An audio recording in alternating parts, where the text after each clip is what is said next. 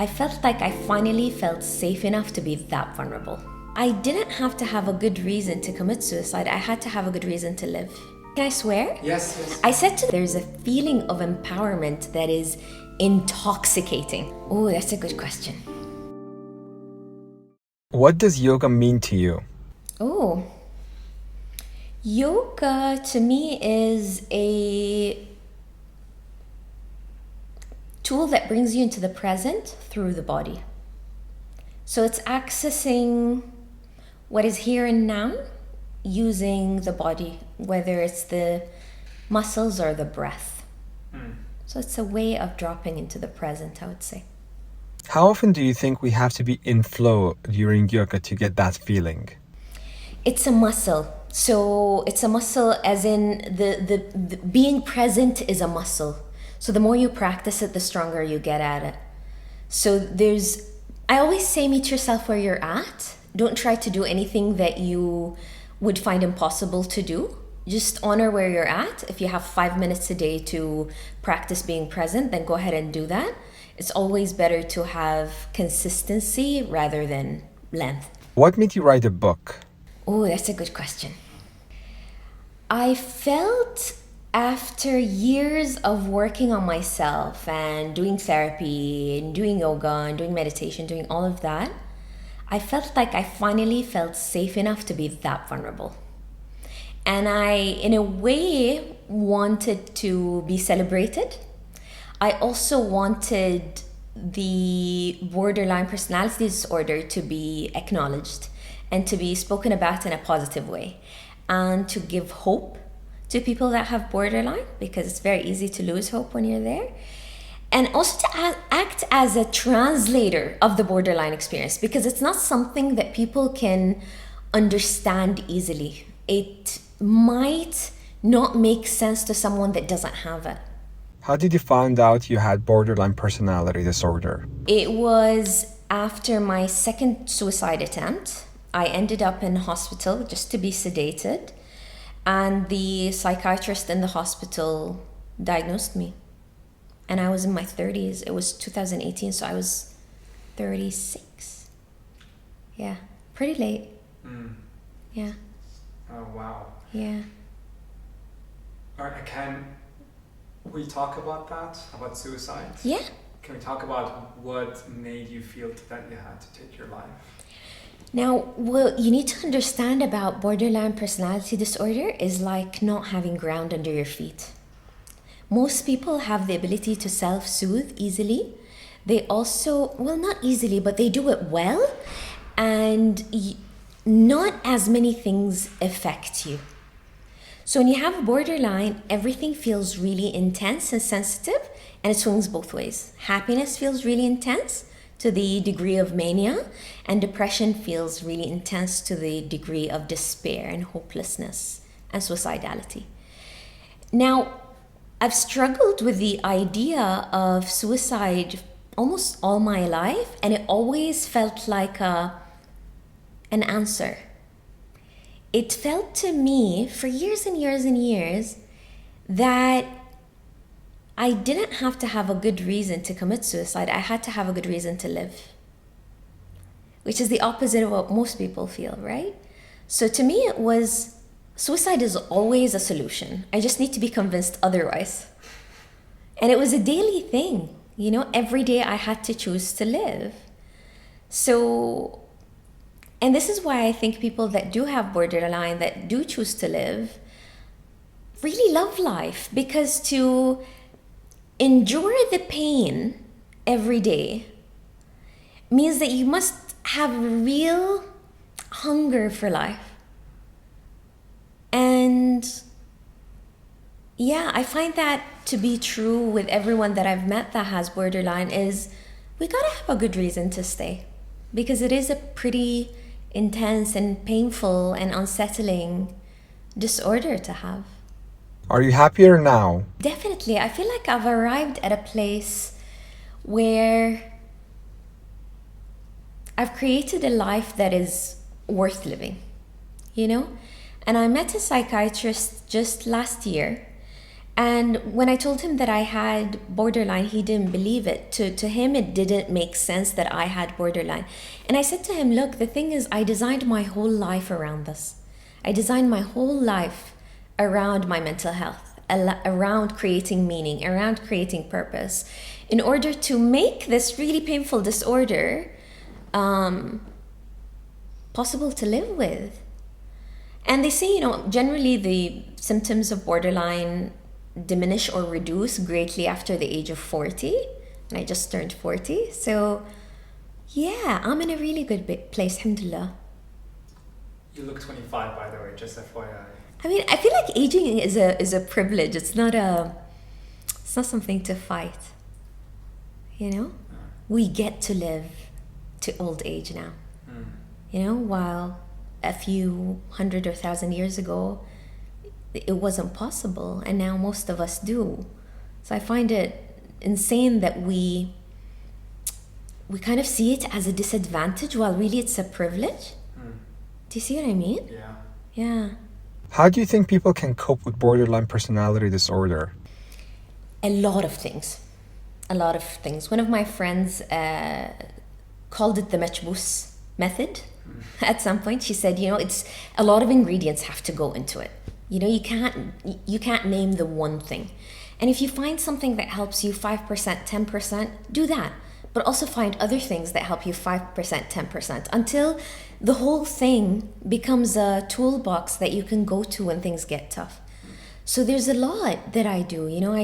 I meditate, I practice yoga, I exercise, I eat well, I built a support system, I built meaningful relationships, I learned how to become vulnerable, and I pick up a hobby every once in a while. I find that starting a new hobby gives me just enough dopamine to get excited about life. So you'll find me pick up all sorts of really weird hobbies. I feel like it just keeps life more alive and fresh. So yeah, and the answer is different from person to person. So I would say just go with what makes you feel alive. At which point do you feel most alive? Because that's what you need if you have borderline, right? You need a reason to stay. Beautifully said. I've heard you sing recently, and I think that you have such a beautiful voice. Thank you. How's that going?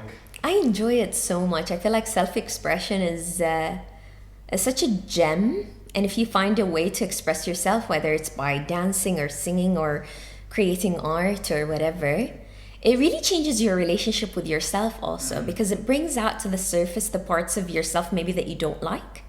And it really helps you make peace with them. And that's what healing is, isn't it? Absolutely. في يوم وليلة ليلة ليلة خدنا حلاوة الحب كله في يوم وليلة. I love it. That was good. Thank you. That was good. Thank you. Wow, that was good. Is it a good feeling to have that you have an option to opt out? Definitely.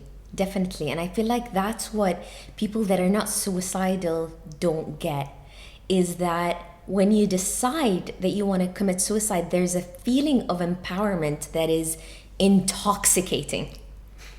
Because think about it. If you're in despair for days, for weeks, for months, and you're going, nothing is going my way. There's no hope. I have no say over this. All of that, right? The opposite of that is just grabbing back that power. And you get it when you decide to commit suicide. You have a plan, you know how you're going to do it, and it gives you a really good feeling. Do you ever have the fear of what's on the other side? When you're there, you don't give a shit. When you're there, you don't care. That's it. You can't see clearly when you're there. My second suicide attempt, I had my daughter. If that didn't stop me, it's you can't think about anything but the relief that you want out of the pain that you're in. It consumes you. Having clarity now, do you have fear of how you may hurt your loved ones? I don't see suicide as an option anymore. Okay. You know, so I came Which to is a point. amazing.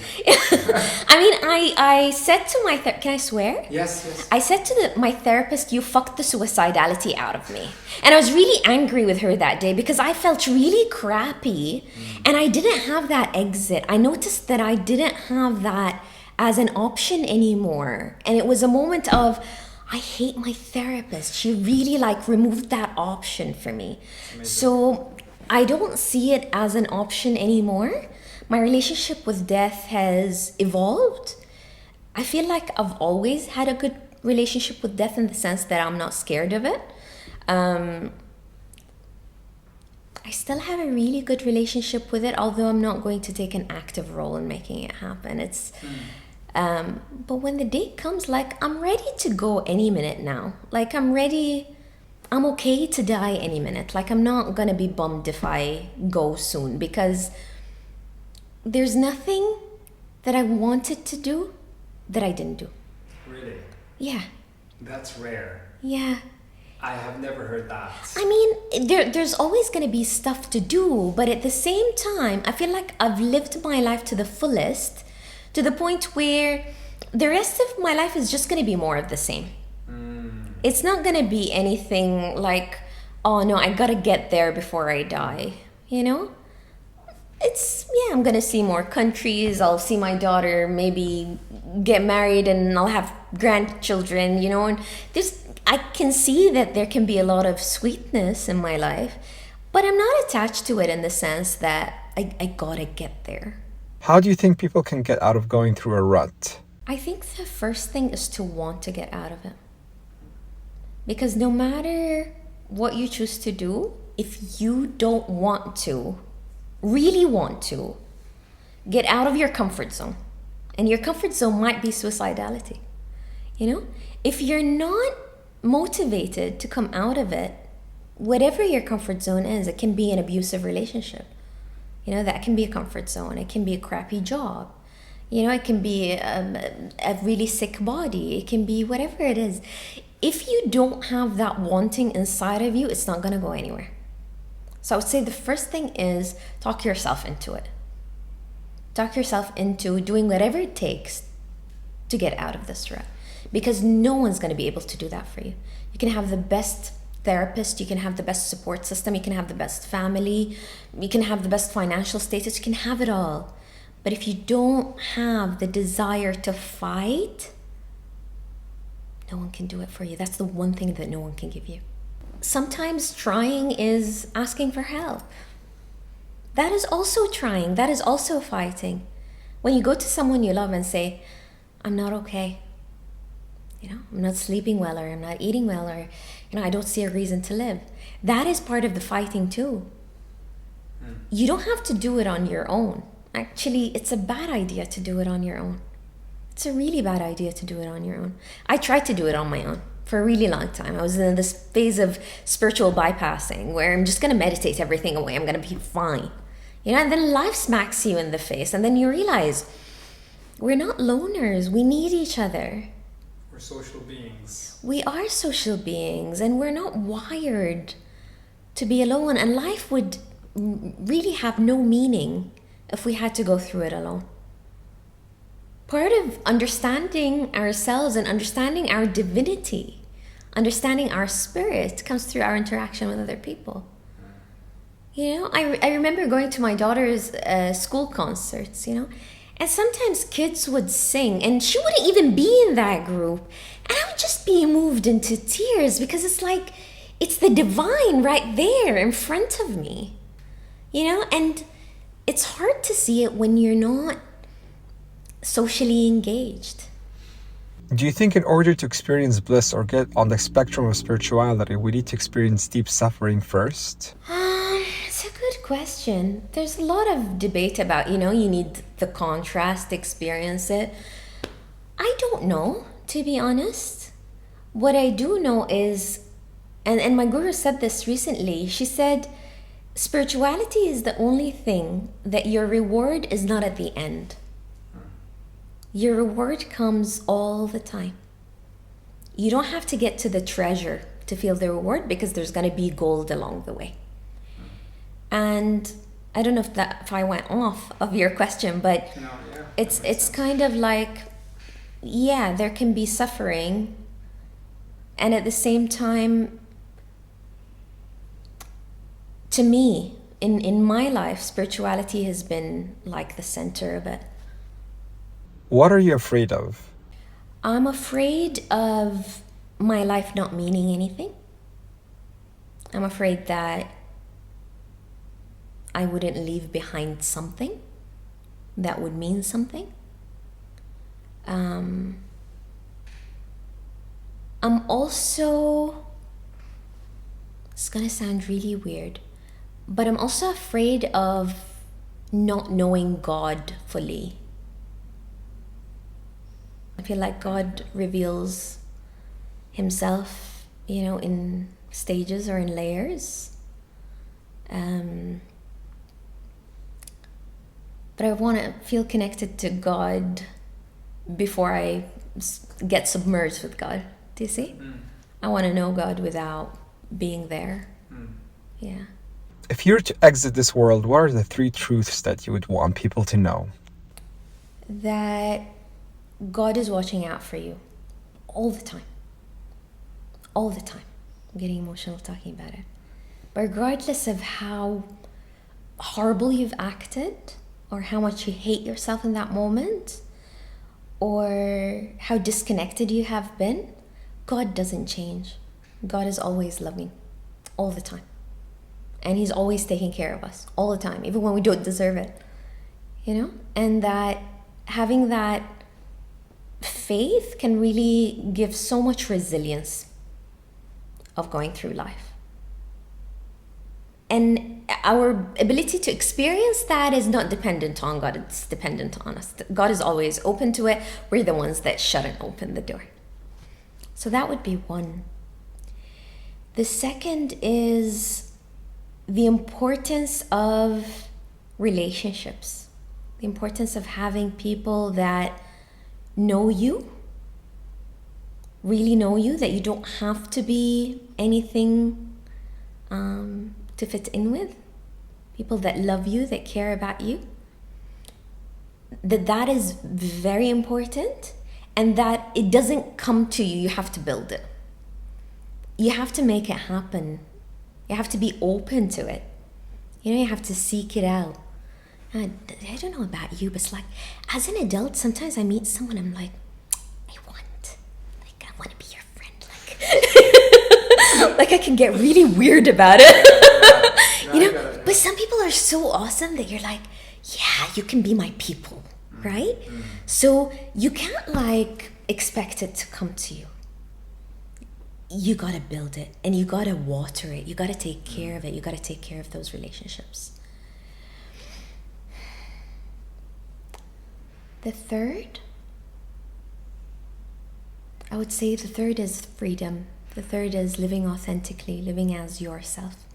Making choices that fit with your values, not someone else's. And I have the habit of re-questioning my values every once in a while. I end up changing a lot over time. It bothers some people, but it's good practice to go, hang on, I believe this, but why? How did that start? Does it still fit? Because it could have fit at some point, but it doesn't fit right now. So I feel like the price of authenticity is too high to pay for fitting in. It's not worth it. And that a lot of the chains that we create around the authenticity is an illusion. It's not even real. A lot of times the restrictions that we've created about how can we become ourselves and how it's not possible, a lot of it is not even true. Is there anything else you'd like to say? Well, since we talked about suicide a lot, I would like to talk to anyone who's having suicidal thoughts right now, is hang in there. It gets better. It gets better. It takes a lot of work, and it takes dedication, but it's worth it. To come out of that level of pain, your experience of life is more vivid than anyone else, and it's going to be worth it. So hang in there, ask for help. You don't have to do this on your own. You're not alone. You're never alone. You know? Thank you very much. Yeah, you're welcome. All right, and that's it. Yeah, thank you.